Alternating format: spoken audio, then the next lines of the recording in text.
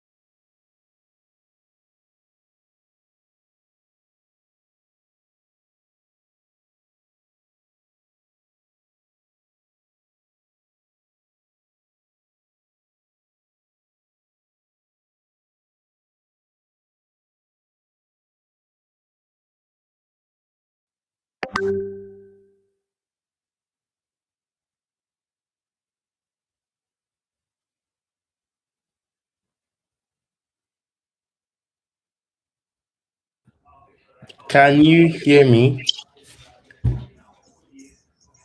I can't hear you. I can't hear you. I think, are you muted?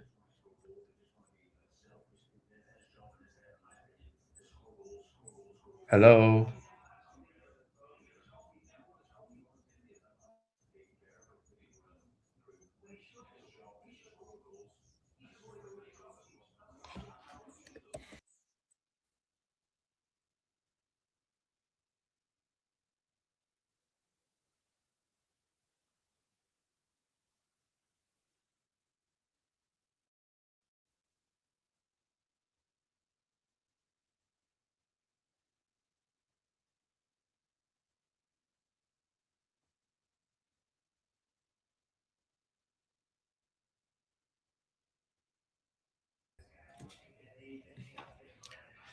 Hello, I can't hear you.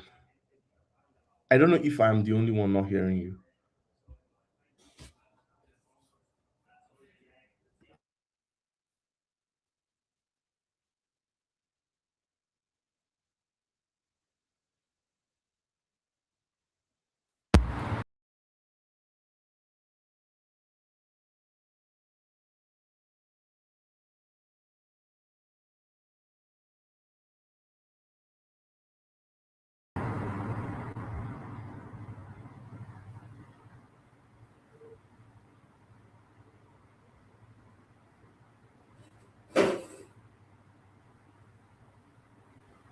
Okay, so now I can hear you better.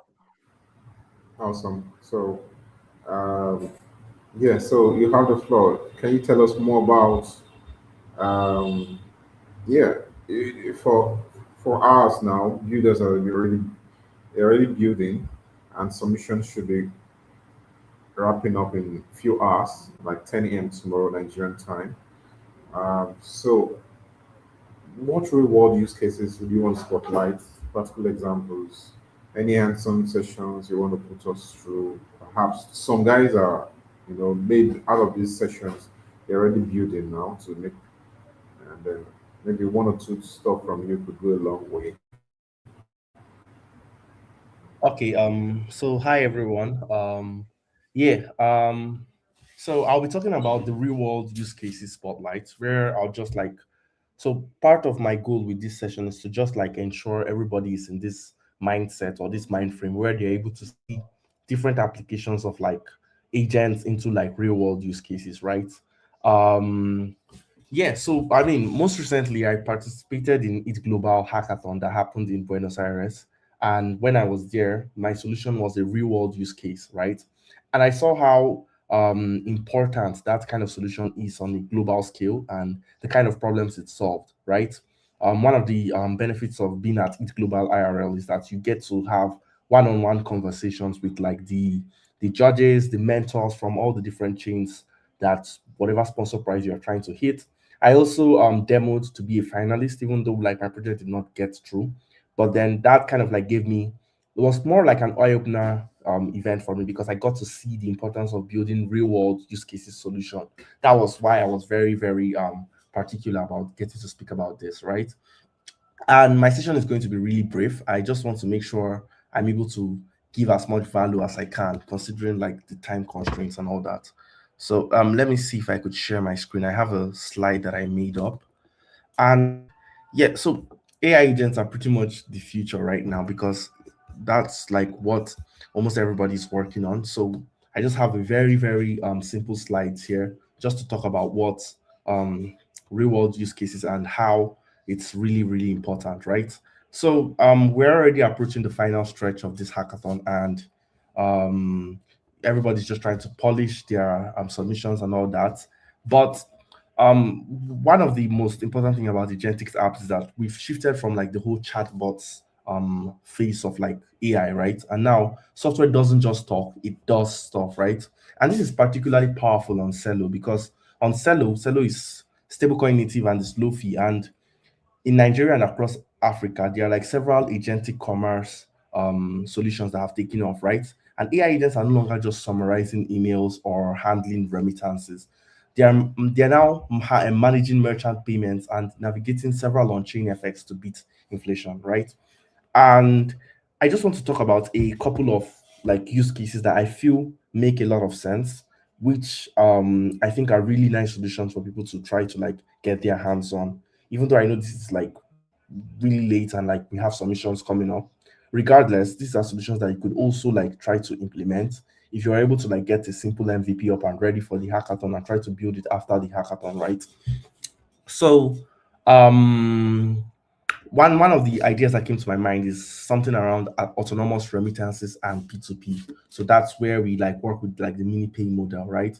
So in a traditional setting, what you'd have to do is that you'd have to, for you to send money across borders, there's a lot of high fees and a couple of manual steps, right?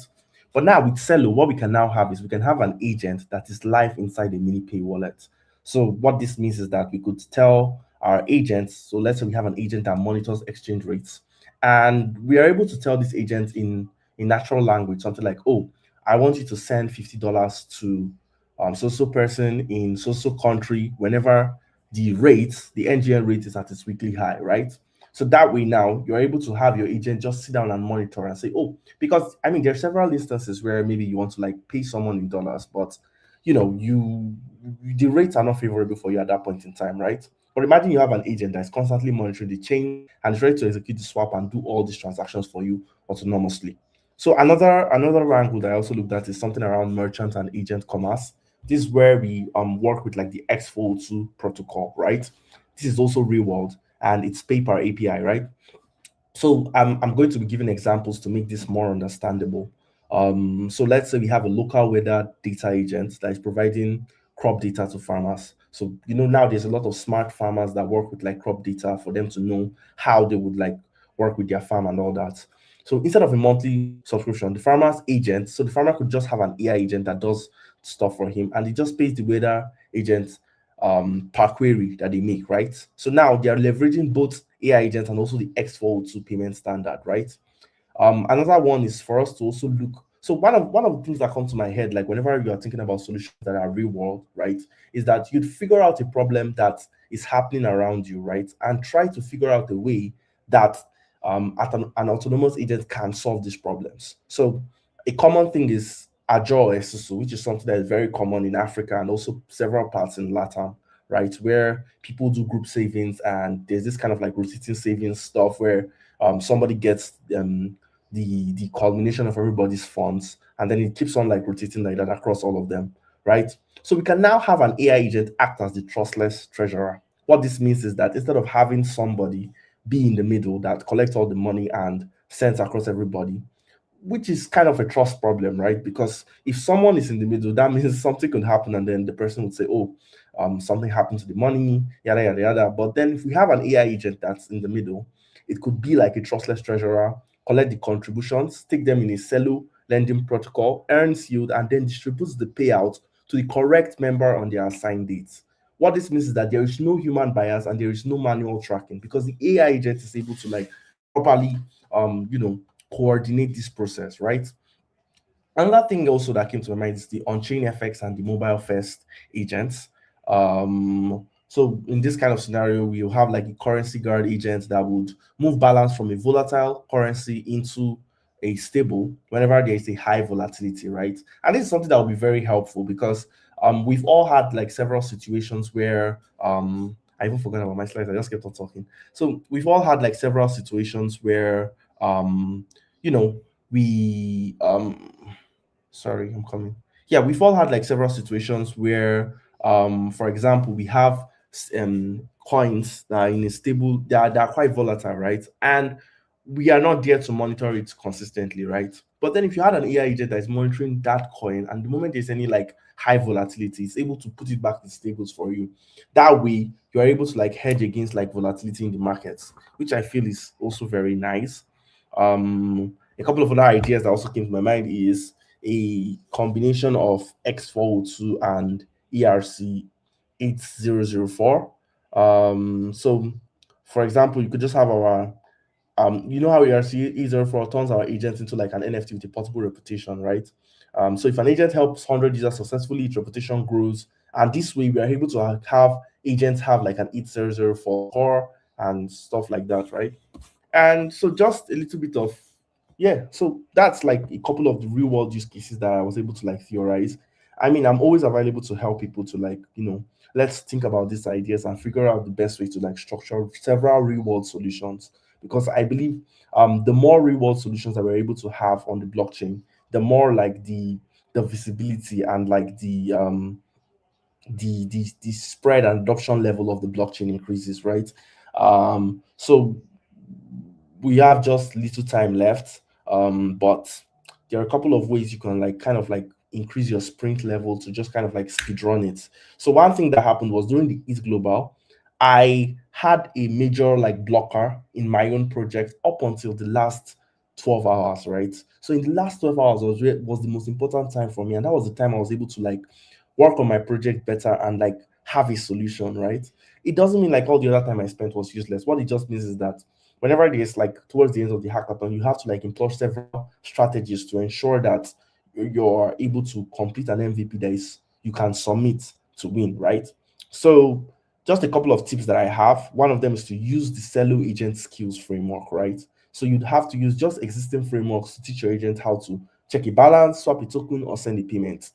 Reinventing the wheel is going to be like a total waste of your time because imagine the amount of time it will take you to do that, right? Another thing you want to focus on your utility, right? The project has to have a very significant utility because without a significant utility, you are just building for fun. You want to ensure that the utility is very visible and it's something that would pick the attention of the judges easily, right? And that is the gas pitfall. Your agent needs to handle gas. So ensure your agent is funded, or you can use pyramid signatures so users don't have to pay for the gas themselves. So test on the test net and don't deploy to mainnet until you've run at least 10 successful agent loops. So the what I'm expecting, like the future is like building agents that can interact with several protocols on Celo for you. And that's just it. We just have to build solutions that leverage AI agents into real world scenarios that make a lot of sense. Yeah. So thank you very much. I don't know if there are any questions.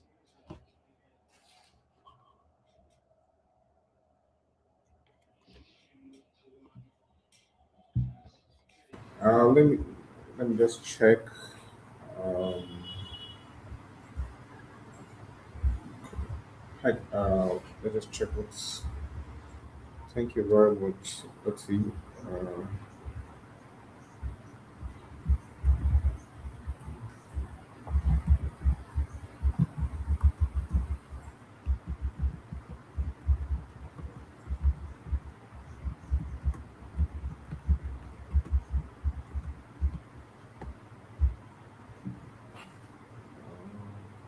okay, while we'll try and pull out some questions rolling in now. Um,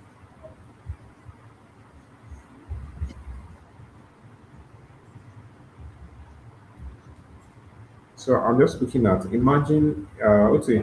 So imagine um, an agent is using bots to handle something real, like sending micro remittances or verifying a farmer's crop data. You know, so Yeah. what's the first real world barrier that comes to mind?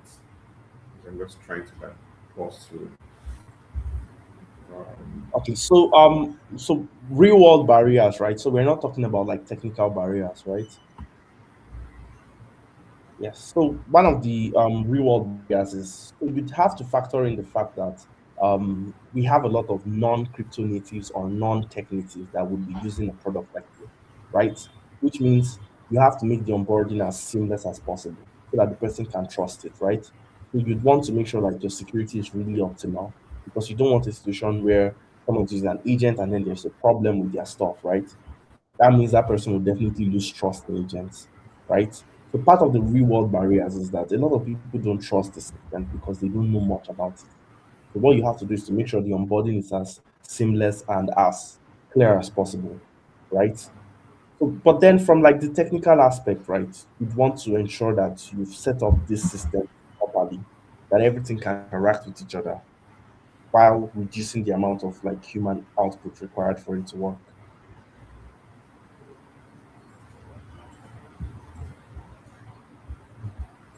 oh, that's interesting.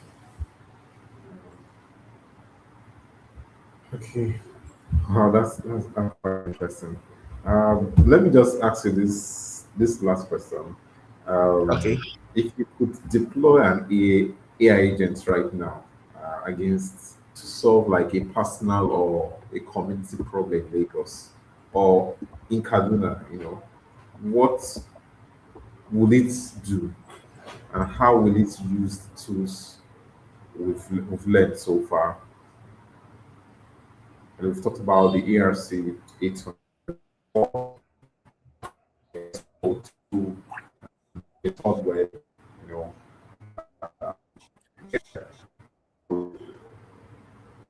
Okay. what agent we want Okay. What or, agent did I or deploy? Hello? Hello? I think your network is breaking. Can you hear me? Hello? Hello?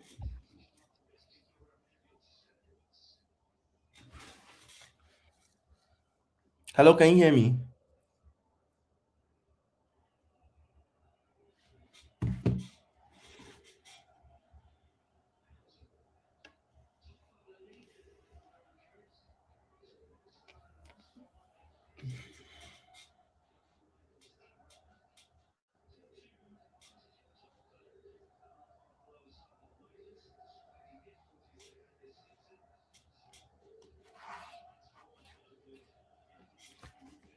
I am not hearing you. I think your mic is muted.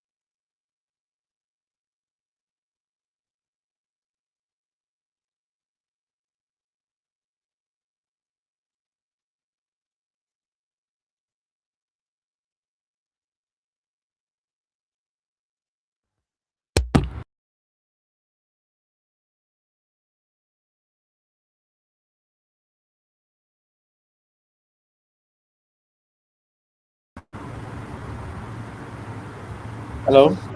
Yes. Okay, Did your you get mic. the question? Yes. So I think the question I was able to get was you said if I were to deploy an AI agent for Kaduna, what would I do, right? Exactly. And we learned about some tools tonight. Which one will you factor in?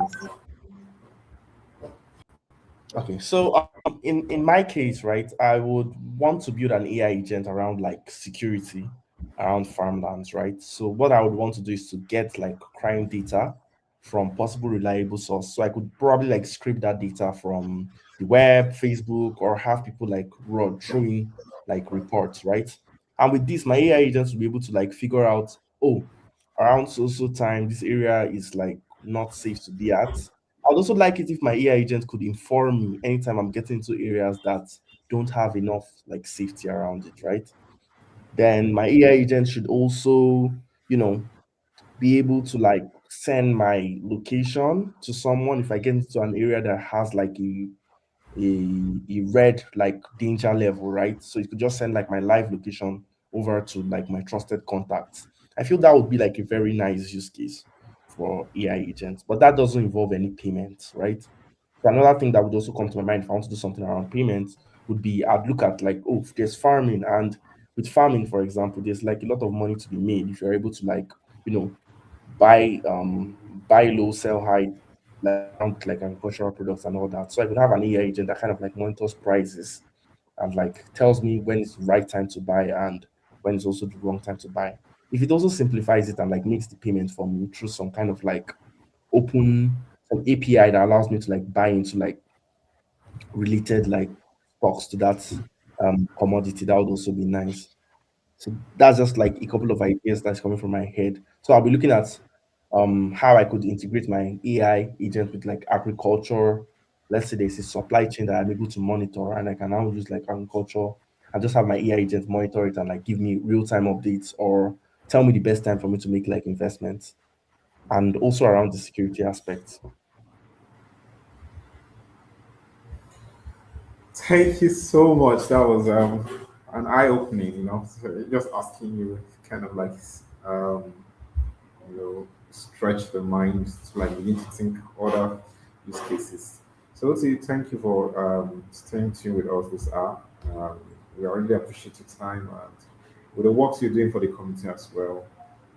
Hope to see you more and more. And, so viewers, it's a wrap from this end. This session has been brought to you with the support of Celo, and it's your Nigerian community and all the mentors. Thank you so much for tuning in. And our friends who will, replaying later, we kind of appreciate you guys and give us a follow on this X handle. We'll be announcing the date for it Lagos and a hackathon as well, and get some prize pool for everyone to be part of it. So if you don't join the community, you can. We're not live on WhatsApp channel, so you can just type for Ethereum Nigeria and you just get updated. Join us on Telegram, follow us on X, LinkedIn, YouTube as well. From this end, stay blessed and success.